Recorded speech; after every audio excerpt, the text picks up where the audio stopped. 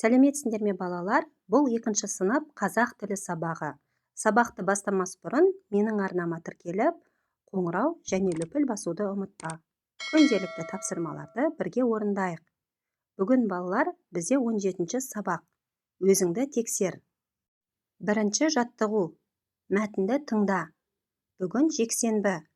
Мерей теледидардан жануарлар әлемі хабарын тамашалап отыр. Ол хабар барысында қойылатын сұрақты тағатсыздана күтті. Ақ аю туралы сұрақ болды. Мерей сұрақты тыңдап болысымен кітап сөресіне қарай жүгірді. Міне, іздеген ақпараты да табылды. Бір оқып шығып, тез-тез телефон тетіктерін басты. Мерейдің жауабы дұрыс болып шықты.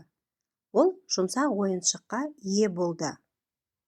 Мәтінге балалар мәтіннің астындағы сұраққа қарайық. Мәтіннен түсініксіз сөздерді тауып жаз. Сұрақтарға жауап бер. Түсініксіз сөздер: тағатсыздану. Тағатсыздану шыдамсыздану, асыға күту деген мағынаны білдіреді екен. Тетік техникалық механизмнің белгілі бір бөлігі, арнаулы бөлшегі екен. Ақпарат, мәлімет, хабар деген мағынаны береді екен. Келесі балалар, біз сұрақтарға жауап берейік. Бірінші сұрақ: Мерей теледидардан қандай хабар көрді? Мерей теледидардан жануарлар әлемі хабарын көрді. Екінші сұрақ: ол сұрақтың жауабын қайдан тапты? Мерей сұрақтың жауабын кітаптан тапты.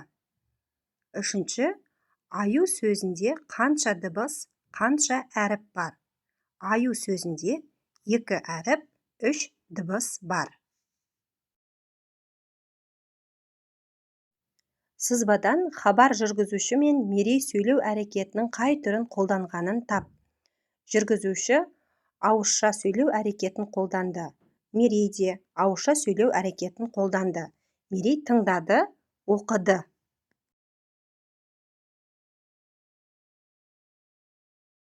Екінші жаттығу. Төмендегі суреттерге сәйкес сөйлемдерді аяқтап жаз.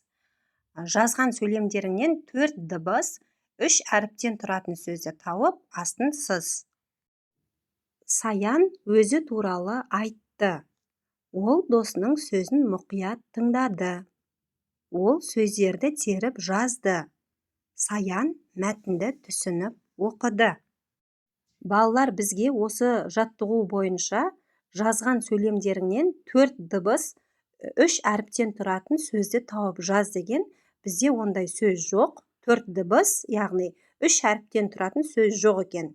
Мен бұл жерде саян және мұқият деген сөздердің астын сызып шықтым. Саян дегенде бізде 4 әріп, 5 дыбыс. Мұқият дегенде бізде 6 әріп, 7 дыбыс екен. Үшінші жаттығу.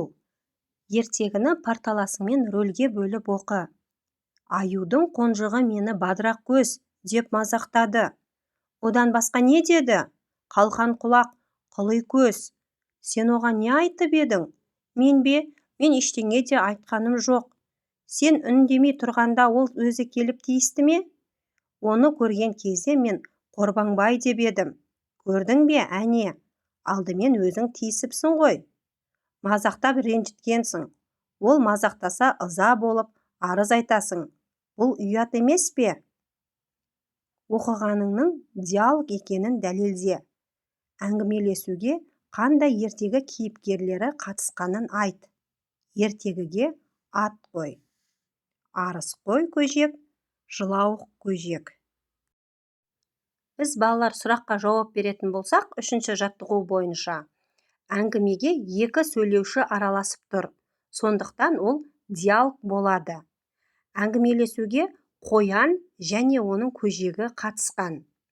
Ертегінің тақырыбы арыс қой көжек деп ат қойсақ болады екен балалар. Төртінші жаттығу. Суреттерге қара.